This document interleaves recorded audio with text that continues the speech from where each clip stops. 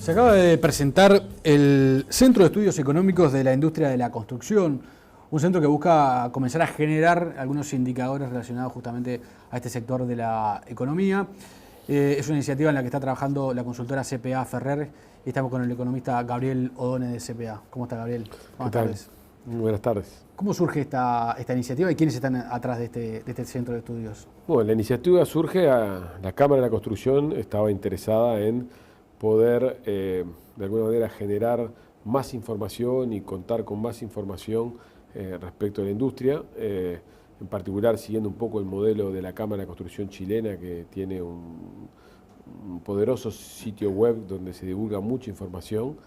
Y en Uruguay existe información, pero esa información está bastante dispersa y la Cámara pretendía tener una herramienta que permitiera divulgar esto. En ese contexto nos plantearon a nosotros, a CPA, que pudiéramos colaborar con ellos en el armado de esto. Luego el armado de esto, que era inicialmente un sitio web, se convirtió en el armado de un centro y luego se convirtió en que nosotros, algunos de nosotros nos hiciéramos cargo del centro. De hecho, no sé bien en qué estaba pensando cuando acepté, pero... Tú sos el presidente del centro. Sí.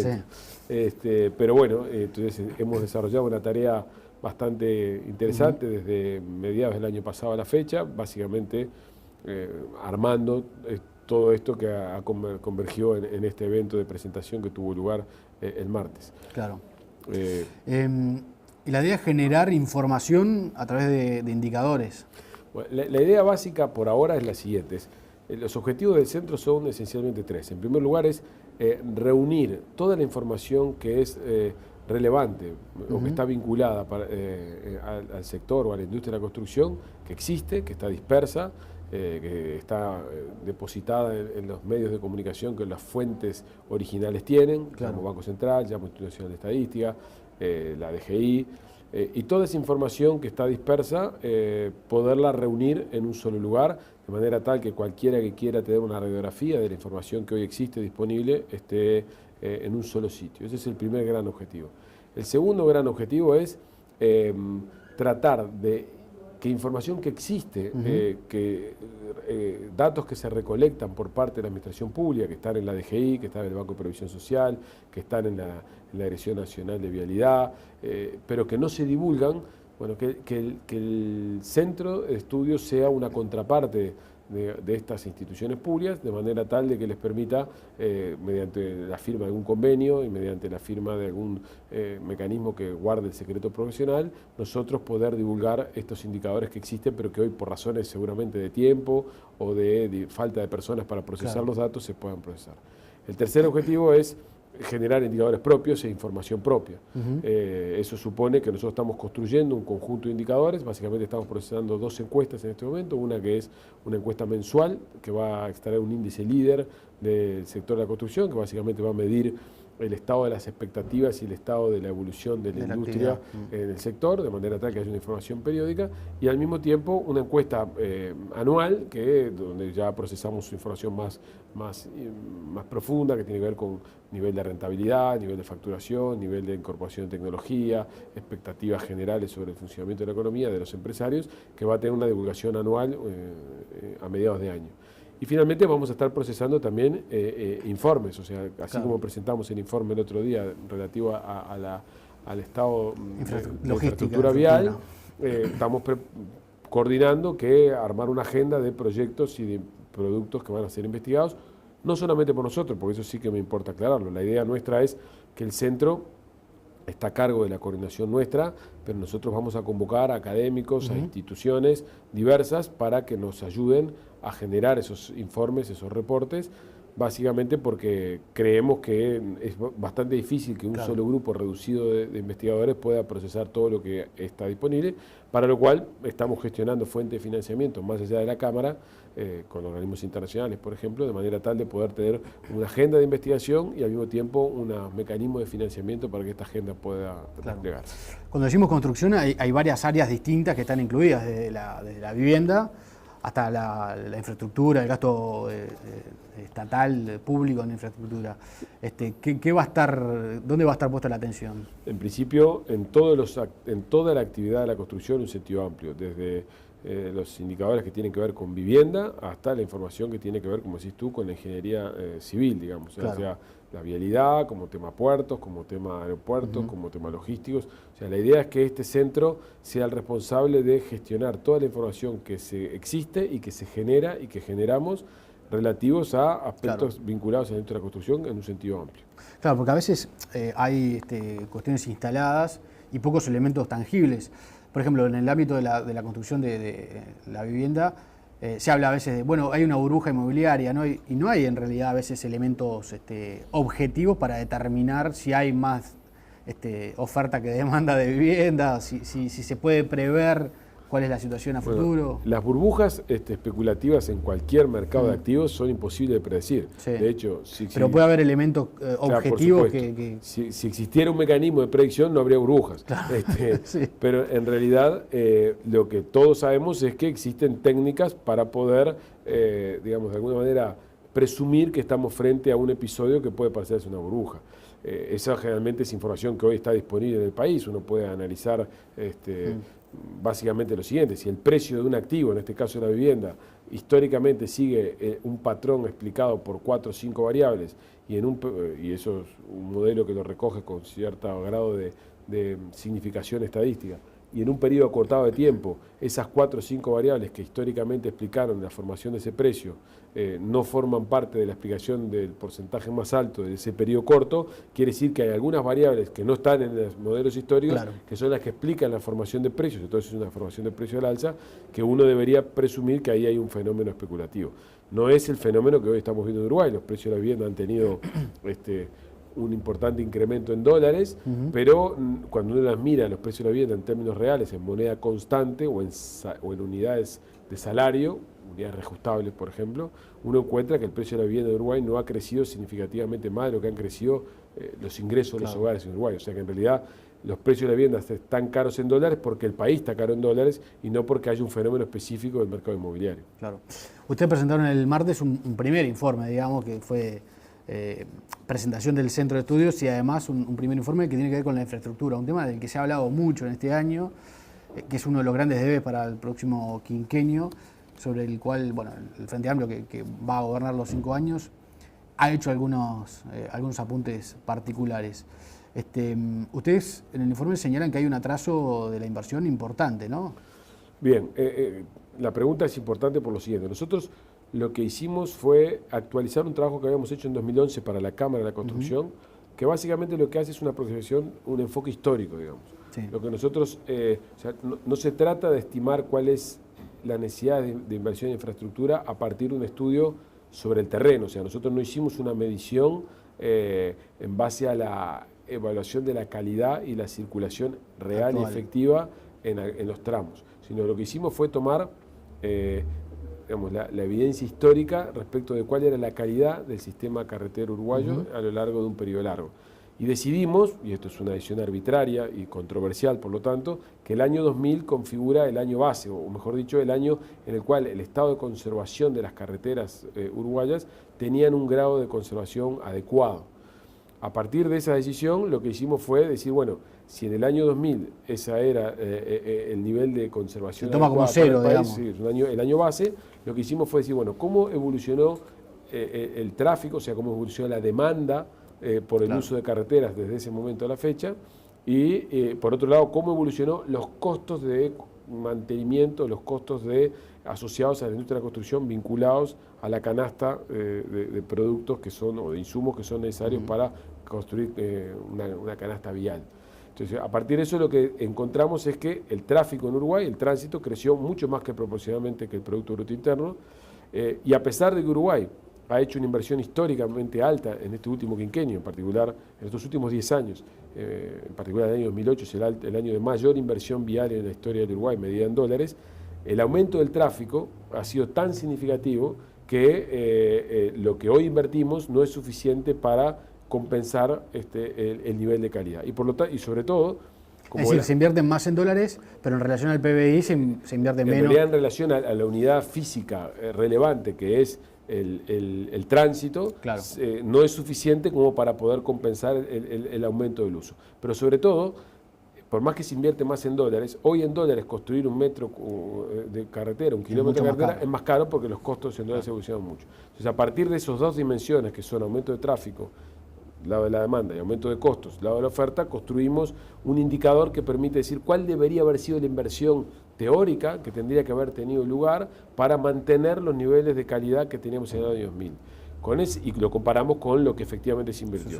Con esa estimación que está hecho en base a datos históricos y asumiendo el año base del año 2000, llegamos a la conclusión de que en los últimos años, en los últimos 10, 12 años, se generó un rezago en materia de inversión vial de 5 puntos porcentuales del producto. Estos son 2.500 millones de dólares. O sea, dicho en otras palabras, si quisiéramos recuperar el nivel de calidad de la circulación vial de las carreteras uruguayas del año 2000, para alcanzar ese nivel tendríamos que invertir aproximadamente unos 2.500 millones de dólares.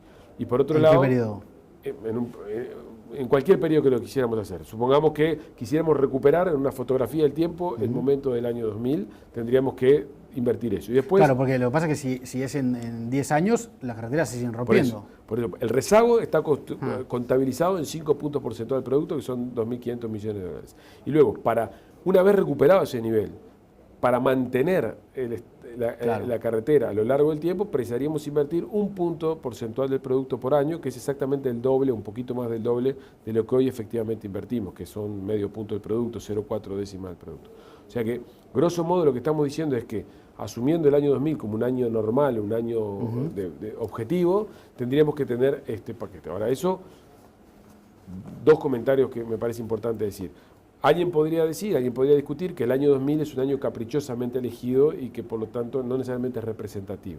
Para evitar esta discusión, que ya se había planteado en el año 2011, lo que hicimos fue un ejercicio de sensibilidad. Dijimos, bueno, si en lugar de tomar el año 2000 como base, tomáramos un promedio de los años 90 o otro promedio de los años 2000, encontramos que en lugar de ser una inversión de 5 puntos del producto, tendríamos que hacer una inversión de 3 y 3,5% del producto. O sea que nosotros lo que podemos concluir es que, según nuestras estimaciones y en base a la metodología que empleamos, Uruguay tiene que hacer un esfuerzo para recuperar niveles de circulación de cierta calidad, de no menos de 3 puntos del producto, o sea, no menos de 1.500 millones de dólares, no más de 5 puntos del producto, y tiene que generar una inversión anual que tiene que ser de aproximadamente el doble de lo que hacemos hoy.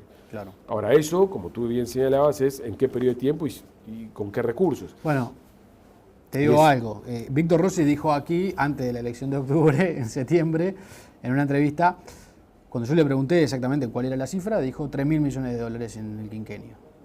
Después, cuando en otros lados le preguntaron, relativizó un poco la cifra, porque claro, es muy complicado atarse a 3.000 millones en 5 años, no es una cifra nada despreciable.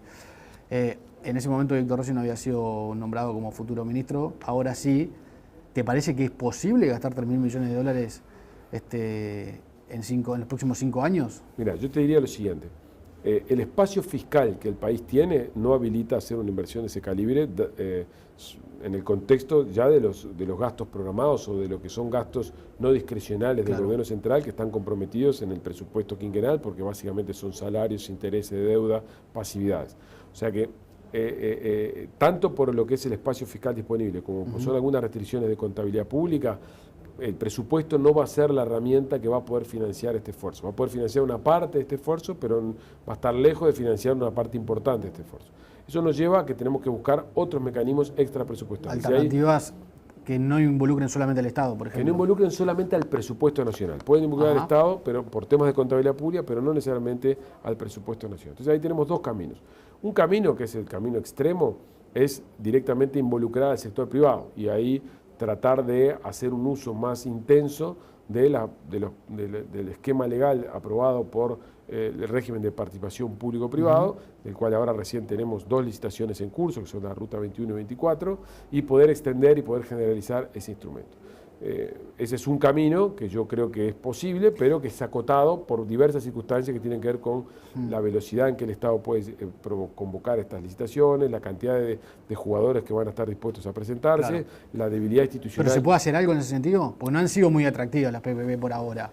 ¿Se puede incentivar de alguna manera o hacer alguna modificación que sea más atractiva para el privado? En mi opinión, el problema para que el instrumento de participación público-privado efectivamente sea un instrumento al alcance de la mano para resolver este tipo de problemas, tienen que cumplirse 2 o 3 condiciones. La primera, en mi opinión, se requieren proyectos de envergadura mayor que los que han sido convocados hasta ahora. O sea, proyectos de 30, 40, 50 millones de dólares son escasamente elegibles para compañías que no operan en el mercado local. Hay que intentar empaquetar proyectos no de una manera muy grande para no quedar prisioneros solamente de compañías extranjeras, pero de proyectos que tengan una escala un poco mayor. Segundo, se requiere clarificar y fortalecer las instituciones que gestionan los proyectos de participación público-privado.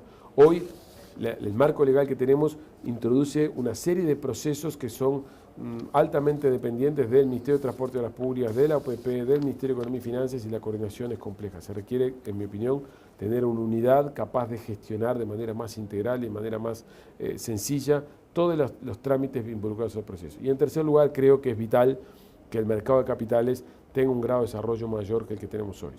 En ausencia de un mercado de capitales más desarrollado que el que tenemos hoy, entonces va a ser difícil que las compañías operadoras o que las compañías que finalmente operen la infraestructura transferida en los contratos de PPP estén en condiciones de obtener financiamiento para la fase de operación. La fase de construcción es más fácil, la fase de operación, que es la que se mantiene a lo largo del tiempo, es la más compleja. Entonces, yo creo que como estas 3 cosas, conjugarlas en el tiempo, va a tardar, no va a ser algo que lo vamos a lograr a corto plazo, el esquema que el país va a tener debería acelerar y explorar como el esquema a fortalecer en el corto plazo, dado que no tiene disponible el presupuesto y dado que las PPP van a tardar en madurar por estas cosas que estaba diciendo, es el de lograr fortalecer todo el esquema que está alrededor de la Corporación Nacional para el Desarrollo, que el gobierno nuevo parece ser que le trataría de denominar algo así como una agencia de infraestructura.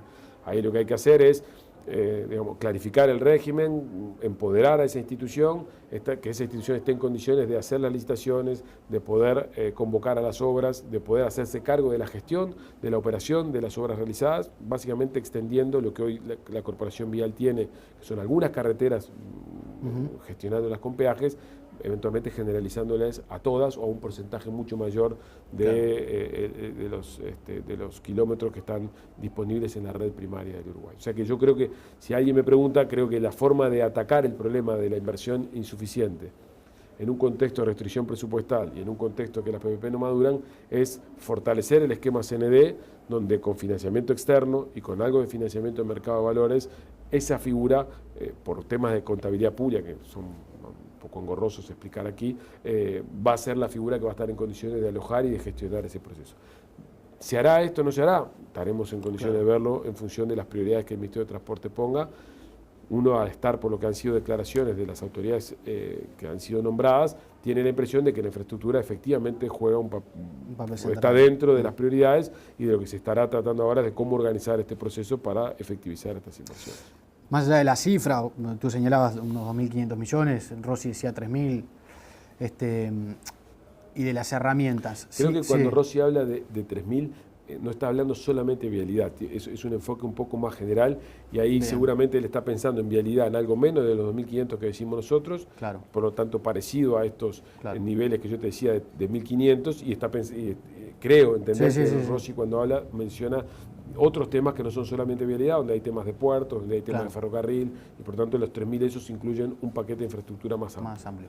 Pero independientemente de la cifra y de las herramientas, si no se llega a un grado similar de inversión, ¿Uruguay puede ingresar en un embudo que genere una tranca para el desarrollo? Es muy buena la pregunta, porque efectivamente yo creo que Uruguay tenía una restricción al iniciar este periodo de gobierno en materia de infraestructura muy importante, tenía 2 cuellos de botella muy importantes. El primero y el más importante era la energía. Afortunadamente, esto creo que lo tenemos que repetir y tener conciencia de los uruguayos, lo que se ha hecho en materia de energía en este periodo de gobierno es una cosa importante. De hecho, he estado en un congreso internacional recientemente en temas energéticos, me tocó ir a hacer una presentación sobre economía, y Uruguay es un ejemplo en materia de energía no renovable en este momento en un periodo muy corto, además, ¿no? En un periodo muy corto. O sea, yo creo que los uruguayos tenemos que mirar y reconocer que lo que se hizo en este periodo de gobierno, con la interconexión, en estos últimos 10 o 12 años, con la interconexión con Brasil, con la planta regasificadora, con la planta de ciclo combinado, con la incorporación de la eólica y con la promoción de la biomasa, efectivamente configura una transformación muy importante que nos da una cierta holgura. O sea que Uruguay, un capítulo del retraso de infraestructura que tenía, que era un cuello de botella para crecer, está, no te digo resuelto, pero está encaminado. En el camino el otro camino importante es el tema puertos e infraestructura terrestre. En el tema puertos el cuello de botella no es tan grande, pero no es tan grande, y en el tema donde yo sí creo que hay un cuello de botella es en el tema terrestre, digamos, donde sobre todo a lo que hemos asistido es a un deterioro muy importante de la red vial primaria y que tiene que ser mejorado. ¿Eso constituye en sí mismo, si no se repara, una restricción al crecimiento? Bueno, sí, no dramática, pero sobre todo lo que constituye es una calidad de la circulación y unos costos de mantenimiento de la infraestructura y unos costos de mantenimiento de la flota que circula por encima de esas carreteras mayores. Y por lo tanto, al final del día, la ecuación no es no es un problema de que restrinja el crecimiento si ciertos precios de exportación se mantienen, sino más bien es que la rentabilidad de ciertos sectores puede estar fuertemente jalonada por esto. O sea que el país debería hacer un esfuerzo. Pero puede comenzar a ser menos atractivo Uruguay para la instalación de proyectos. En algunos casos concretos y en algunas zonas del país, la ausencia de una mejora de infraestructura podría ser una restricción para atraer proyectos. Por lo tanto, creo que esto es relevante. Ahora, acá hay una discusión muy importante que en Uruguay no está planteada con toda la claridad que al menos yo creo que debería tener, que es la discusión de esto no es solamente cómo se financia, sino al final del día quién paga por esta infraestructura, ¿no? Claro. Porque al final del día no importa si esto es un préstamo internacional o si esto es una transferencia al sector privado. Acá lo importante es que hay que pagar por esta infraestructura. Y esta es una discusión que al final del día converge en nuestro sistema impositivo o en el sistema de pago que se hace de esa infraestructura. Yo creo que en Uruguay tenemos que mirar muy bien nuestro esquema de pago por uso. En Uruguay tenemos la sensación, estamos haciendo un estudio, justamente el siguiente estudio del Centro de Estudios Económicos de la Industria de la Construcción es mirar el tema de quién paga por la infraestructura, es nuestro principal objetivo. Tenemos la sensación, estamos todavía trabajando en ello, de que el pago por uso que se hace de quienes usan intensamente la infraestructura podría rendir más de lo que rinde hoy. O sea, aquí hay sectores de actividad que utilizan intensamente la infraestructura vial, me refiero fundamentalmente a la agricultura, recientemente, y a la celulosa, al papel en general, o a la madera en general, que probablemente no están contribuyendo en todo lo que sería razonable que contribuyeran. La otra cosa que hay que mirar es la estructura impositiva, digamos. La pregunta es si, aunque hiciéramos un pago por uso más eficiente que el que tenemos hoy, no va a ser suficiente como para pagar toda esa obra de infraestructura. Hay algo que va a tener que venir. Hay que buscar herramientas un poquito más sofisticadas. Hay que venir de rentas generales, va a tener que venir en financiamiento. El problema es qué proporción, porque esto tiene implicancias en la distribución del ingreso. O sea, la gente que circula por una calle de Montevideo, o por una ciudad de 33 o de Paysandú, ¿qué proporción de sus impuestos deben estar dirigidos a mejorar una red vial donde probablemente circule poco? Una proporción debe ir, porque hay un beneficio implícito por el desarrollo del país, pero no debe ser una proporción total, digamos. O sea, no debe quedar afectada una gran parte de su pago de impuestos. Entonces aquí, en algunos países en el mundo, básicamente el esquema de financiamiento, de pago, mejor dicho, sobre la infraestructura vial tiene dos digamos, grandes fuentes. Una primera es los peajes, o el pago por uso, que se pueden definir no necesariamente es una caseta de peaje, sino que son hoy mecanismos más sofisticados de tarificación que tienen que ver con toneladas. Que pague directamente el que está rompiendo por la cantidad de peso. Es una proporción, y la otra proporción es una afectación de ciertos impuestos directos que guardan relación con el uso de la infraestructura, típicamente impuestos sobre los combustibles. Claro. En Uruguay tenemos un alta gravamen sobre combustible, de hecho en Uruguay grava 1,3 puntos porcentuales del producto, son IVA y MESI, se recaudan IVA y MESI sobre los combustibles, a pesar de que el país invierte 0,4 del producto en materia de vialidad. O sea que en Uruguay hoy el gravamen de impuestos a los combustibles excede largamente lo que se invierte en vialidad. Tal vez uno de los debates que hay que poner por delante es ver la manera de que algunos de los impuestos que hoy tienen digamos, un fin que es rentas generales, que son IVA y MESI a los combustibles, una parte de ellos vayan afectados a esto, como ocurre en muchos países del mundo, el caso de Nueva Zelanda, el caso de Estados Unidos, el caso de Suiza, el caso de Austria. Gabriel, muchas gracias por esta, en realidad, primera presentación del Centro de Estudios. ¿Van a tener un calendario de publicaciones? Sí, en realidad tenemos un calendario de publicaciones. Nuestra próxima publicación, nuestro próximo hito ya está la página web disponible. Que la tengo por aquí. ¿Vos la recordás de memoria? CCIC.uy. O sea, no lleva ni W, como hoy es directamente se entra. Se entra directamente. La sigla es Centro de Estudios Económicos de la Industria de la Construcción. Esas son las letras que encabezan cada una de esas palabras, son la sigla de la página. Ahí ya están aglutinados los informes que hemos producido, los indicadores que hemos reunido, y lo que tenemos es un calendario por el cual en febrero vamos a divulgar nuestra encuesta mensual, nuestro primer resultado de la encuesta mensual de expectativas y por tanto nuestro índice líder. En el primer semestre del año, seguramente en junio, el primer resultado de la encuesta anual de empresarios, y a lo largo del primer semestre este estudio que te estamos planteando, que te estaba planteando recién, sobre quién paga o quién debería pagar. Y a lo largo del año tenemos definido un cronograma, vamos a estudiar temas de formación de precios en el mercado de la vivienda, temas de formación de precios en el mercado de la construcción, vamos a trabajar sobre evolución de la productividad, que es un tema que a la industria de la construcción importa mucho, productividad en el sector, vamos a hablar de capital humano, y vamos a cooperar con otras instituciones. Y sobre todo lo que nos importa es poder lograr cooperar con otros institutos, con institutos de investigación que están en las universidades, con el Instituto Cuesta Duarte, que es del PIT-CNT, con el cual queremos establecer un vínculo estrecho, porque ellos trabajan sobre estas cosas. Tenemos una agenda interesante que iremos comunicando en los próximos meses. Muchas gracias por haber venido. Muchas gracias por la invitación. Vale.